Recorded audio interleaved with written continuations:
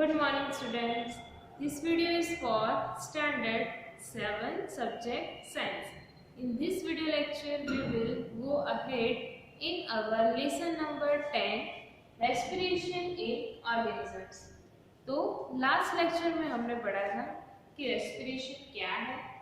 जितने भी सारे लिविंग ऑर्गेनिजम्स है उनमें रिस्पिरेशन इज मस्ट रिक्वायर्ड। अगर किसी को जिंदा रहना है तो रेस्पिरेशन आवश्यक है। Respiration means break down of food into energy, यानी कि सेल्स को एनर्जी चाहिए सारे फंक्शंस परफॉर्म करने के लिए। तो उन्हें क्या चाहिए? एनर्जी। और एनर्जी किस में से मिलती है? फूड में से। तो फूड में से एनर्जी में कन्वर्ट करने के लिए जो प्रोसेस होती है रेस्पिरेशन, जिसमें इंक्लूड होता है ब्रीदिंग। ब्रीदिंग में दो होता है, एक इनहेलेशन एंड एक्सहेलेशन। जब आप सांस अंदर की साइड लेते हो, बाहर की जो एयर है उससे अंदर की साइड लेते हो तो उसे हम क्या बोलते हैं? इनहेलेशन। और अगर आप जो अंदर की एयर है वो बाहर एटमॉस्फेयर में बाहर निकालते हो तो उसे हम बोलते हैं एक्सहेलेशन। तो ये टू टाइप का होता है। तो हमने आगे का सब पढ़ा है। Now we will go ahead. तो सबसे पहले यहाँ पे दिया है कि इनहेलेशन। इनहेलेशन में हम क्या करते हैं? कोई ब्रीथ करते हैं तब जो एयर में से कौन सा गैस हम अंदर की साइड लेते हैं? एक्सहेल करते हैं। तो हम एक्सहेल करते हैं ऑक्सीजन गैस, और इनहेल करते हैं ऑक्सीजन गैस और एक्सहेल करते हैं कार्बन डाइऑक्साइड। ये सभी को पता है कि जितने भी ह्यूमंस है जब वो रेस्पिरेशन की प्रोसेस में ब्रीदिंग करते हैं तब इनहेलेशन में ऑक्सीजन है वो अंदर की साइड लेते हैं और कार्बन डाइऑक्साइड को एक्सहेल करते हैं, बाहर की साइड निकलते हैं। तो यहाँ पे आपका प्रोपोर्शन दिया गया है, the percentage of oxygen and carbon dioxide in inhaled and exhaled है। तो इनहेल्ड एयर में है 21% ऑक्सीजन होता है और एक्सहेल्ड एयर में 16.4% ऑक्सीजन होता है। और कार्बन डाइऑक्साइड इनहेल एयर में होता है 0.04% एंड एक्सहेल एयर में होता है 4.4%। तो ये दोनों का प्रोपोर्शन दिया गया है। और यहाँ पे एक नोट दी गई है, ब्रीथ फॉर। अगर आपको बेटर लाइफ जीनी है तो कैसे ब्रीथ करना चाहिए? Regular traditional breathing exercise can increase the capacity of lungs to take more air. This more oxygen can be supplied to the body cells, resulting in release of more energy. अगर आप प्राणायाम करोगे तो जो शुद्ध हवा है मोर, यानी कि ज्यादा प्रपोर्शन में आपके लंग्स में जाएगी, तो जो लंग्स है वो ज्यादा सप्लाई करेगा एयर, और इसकी वजह से जो ब्लड सेल्स है उन्हें ज्यादा एनर्जी मिलेगी। तो रेगुलर प्राणायाम करना चाहिए।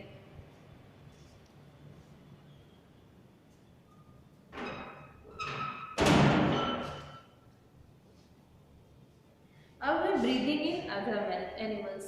तो यहाँ तक जो हमने पढ़ा था वो ह्यूमंस के बारे में बताया गया था। नाउ जो दूसरे एनिमल्स, इंसेक्ट्स, बर्ड्स है उनमें ब्रीदिंग कैसे होती है, कौन से ऑर्गन से होती है वो देखना है। Animals such as elephants, lions, cows, birds, frogs, lizards, snakes, birds have lungs. उनको भी ह्यूमन की तरह क्या होते हैं? Lungs in their chest cavities like the human beings. How do other organisms breathe? यानी कि जिनमें लंग्स है वो तो ह्यूमन की तरह ब्रीथिंग करते हैं, लेकिन जो दूसरे एनिमल्स है जिनमें लंग्स नहीं है तो वो कैसे ब्रीथ करते हैं? Do they also have lungs like those of human? Let us find out. तो सबसे पहले हमने दिया है कॉकरोच। तो कॉकरोच में ब्रीथिंग कैसे होती है?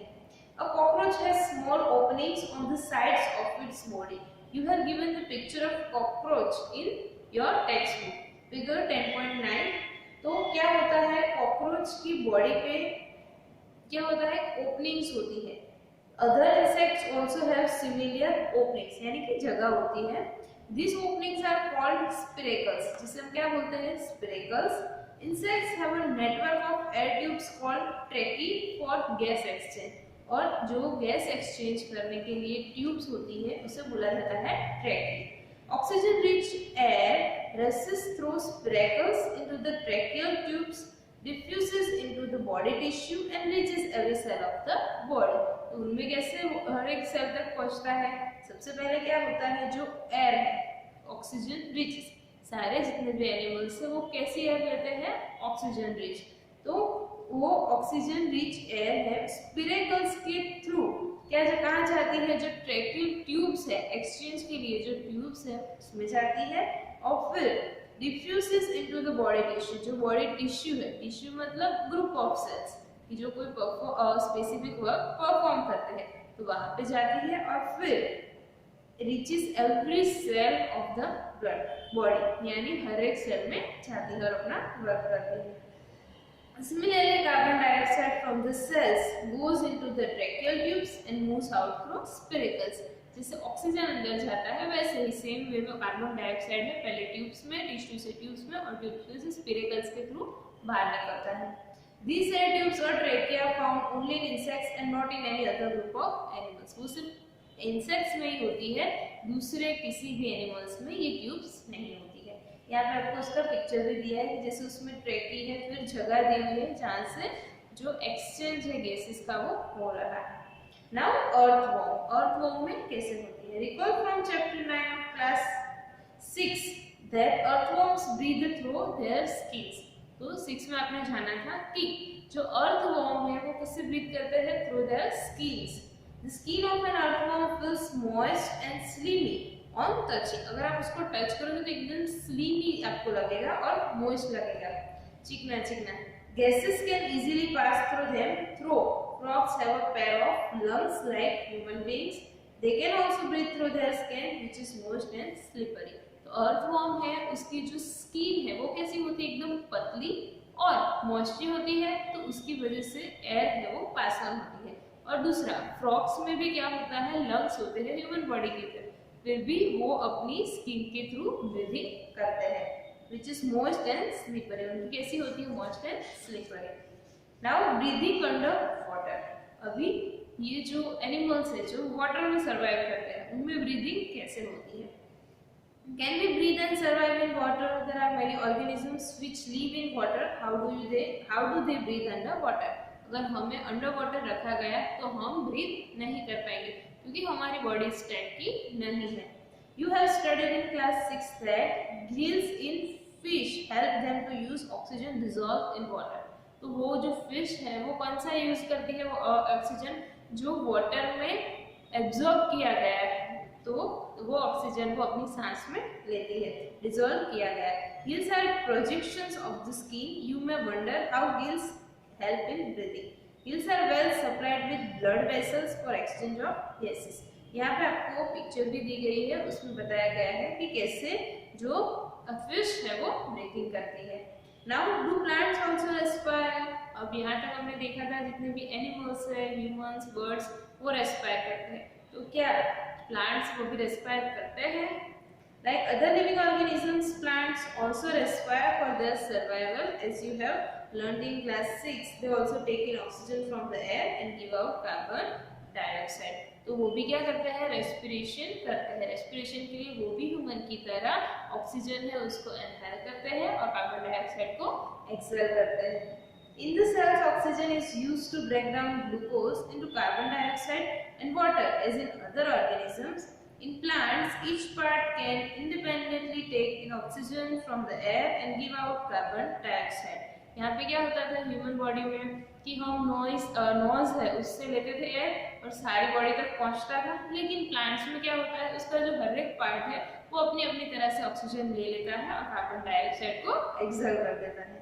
You have already learned in chapter 1 that the leaves of the plants have teeny pores called stomata for exchange of oxygen and carbon dioxide। तो कहाँ से होती है इनहेल एक्सहेल की प्रोसेस? ये जो लीव्स है उसमें जो पोर्स होते हैं, छोटे छोटे होल्स होते हैं, उसमें से कार्बन डाइऑक्साइड और ऑक्सीजन का एक्सचेंज हो जाता है। Like all other living cells of the plants, the root cells also need oxygen to generate energy। Root कहाँ होते हैं? वो सॉइल के नीचे के पार्ट में होते हैं, तो उनको भी क्या है? एनर्जी चाहिए, तो वो रेस्पिरेशन करना पड़ेगा, तो इसलिए रूट में भी रेस्पिरेशन होता है।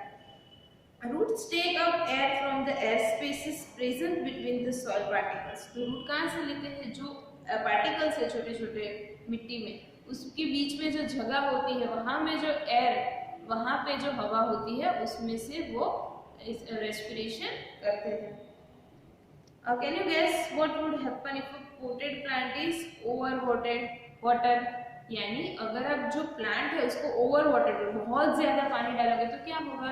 तो बहुत ज्यादा पानी डालोगे तो जो बीच में जो जगह है वो फिल हो जाएगी, तो जो वहाँ पे जो हवा है या तो एयर है वो प्लांट्स को नहीं मिल पाएगी। In this chapter you learn that respiration is a vital biological process.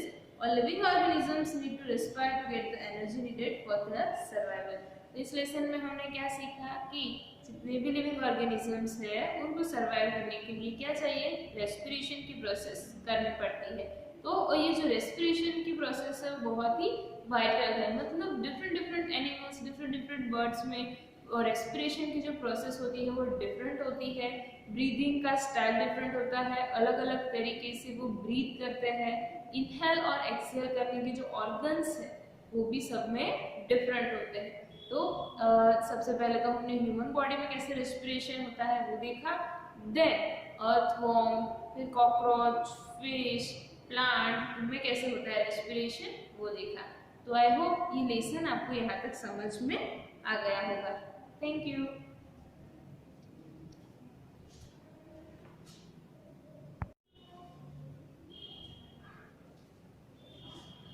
आपके वर्कबुक में एक सेंटेंस दिया है, हम उसका साइंटिफिक रीजन डिस्कस करते हैं। पेज नंबर पे दिया है पेज नंबर 95 पे दिया है that fishes found in veins struggle when taken out of water। यानी कि अगर आप फिश को वाटर में से बाहर निकालोगे, पानी में से बाहर निकालोगे तो वो बहुत ज्यादा स्ट्रगल करते हुए दिखाई, मतलब वो सांस नहीं ले पाए। जैसे हमें किसी ऐसी जगह पे ले जाया गया हो कि जहाँ पे हम बिल्कुल सांस नहीं ले पा रहे तो हमारी हालत ऐसे बिगड़ जाती है, वैसे ही फिश को अगर पानी में से बाहर निकालो तो उसकी भी हालत बिगड़ जाती है। तो ये किस रीजन से होता है? That gills are richly supplied with blood capillaries and can readily absorb the oxygen dissolved in water। तो जो फिश है वो किससे रेस्पायर करती है, किससे ब्रीदिंग करती है? तो वो करती है गिल्स से, और उसको जो पानी में ऑब्जर्व होता है, डिसॉल्व किया हुआ ऑक्सीजन होता है वो लेने की आदत, मतलब उसकी बॉडी का सेटअप ऐसे किया गया होता है कि वो पानी में डिसॉल्व किया गया ऑक्सीजन ही इनहेल कर सकती है। When fishes are taken out of water, the supply of oxygen to the fish is cut। यानी कि जो उसको ऑक्सीजन मिल रहा है उसका सप्लाई कट हो जाता है, तो उसकी वजह से क्या होता है? As the fishes cannot absorb and breathe using the oxygen present in the atmosphere। क्योंकि जो फिश है वो एटमॉस्फेयर में जो ऑक्सीजन है उसको इनहेल नहीं कर सकती है, वो सिर्फ वाटर में डिसॉल्व किया गया ही ऑक्सीजन है उसे इनहेल कर सकती है। तो अगर आप उसको पानी से बाहर निकालोगे तो वो ऑक्सीजन के टच में नहीं रहेगी, ऑक्सीजन के साथ उसका जो सप्लाई था वो कट हो जाएगा, कनेक्शन है वो कट हो जाएगा, तो उसकी वजह से उसको सांस लेने में प्रॉब्लम होगी। तो ऐसे पता है कोई भी लिविंग ऑर्गेनिज्म से अगर वो सांस ले नहीं पा रहा है तो उसके लिए बहुत ही डिफिकल्ट हो जाता है। तो अगर आप जब फिश को पानी से बाहर निकालोगे तो वो ऑक्सीजन क्रिएट नहीं, ऑक्सीजन कैच नहीं कर पाएगी, उसकी वजह से उसका ब्रीदिंग है वो स्टॉप हो जाएगा, और अगर थोड़ी देर ऐसे ही रहे तो वो मर भी सकती है। यानी मछली जो है वो सिर्फ पानी में ही जिंदा रह सकती है क्योंकि उसकी बॉडी का सेटअप ऐसे किया गया है। और बाकी अगर हम ह्यूमंस की या दूसरे एनिमल्स की बात करें कि जो पानी में नहीं रह सकते, तो क्यों नहीं रह सकते? क्योंकि हमें भी ब्रीदिंग के लिए ऑक्सीजन चाहिए, लेकिन जब हम पानी के अंदर होते हैं, अंडर वाटर होते हैं, तो वहाँ पे ऑक्सीजन तो होता है, लेकिन ऑक्सीजन कैसा होता है?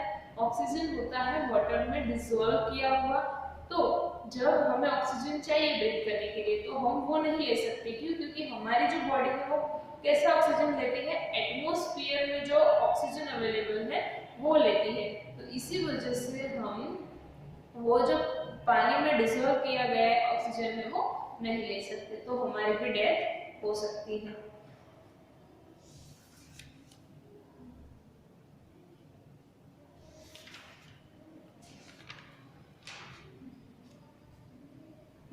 और एक दूसरा दिया गया है कि why does an athlete breathe faster and deeper than usual after finishing the race.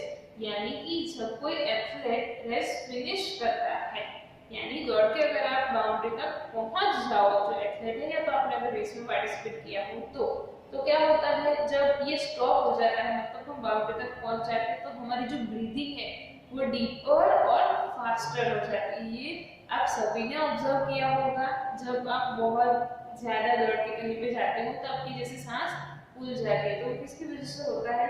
During the run the demand of energy is high.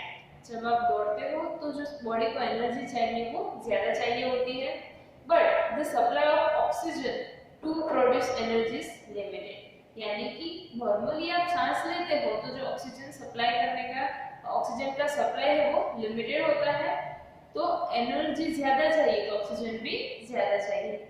Therefore, anaerobic respiration takes place in the muscle cells to fulfill the demand of energy. लेकिन oxygen का जो supply है वो limited है, इसकी वजह से ज्यादा एनर्जी क्रिएट करने के लिए जो एक्स्ट्रा ऑक्सीजन चाहिए होता है, वो एक ऑक्सीजन तो हम क्रिएट नहीं कर सकते, लेकिन जो मसल्स है बॉडी के उसके सेल में क्या होता है आपको पता है, अनएरोबिक रेस्पिरेशन, जिसमें ऑक्सीजन रिक्वायर नहीं है। तो एनर्जी फुलफिल करने के लिए बॉडी के जो मसल सेल्स है वो कौन सा रेस्पिरेशन करते हैं, एरोबिक रेस्पिरेशन करते हैं, तो उसकी वजह से एक्स्ट्रा एनर्जी वो क्रिएट होती है। After finishing the race an athlete breathe faster and deeper than usual after finishing the race. क्यों? क्योंकि उसको जो ज्यादा मसल सेल्स में एनर्जी क्रिएट करने के लिए ज्यादा ब्रीथ करना पड़ेगा, तो उसकी वजह से जो ब्रीदिंग है हमारी वो डीपर और फास्टर हो जाती है। तो ये जो सेंटेंस है उसका एक्सप्लेनेशन आपको याद रखना है। Thank you.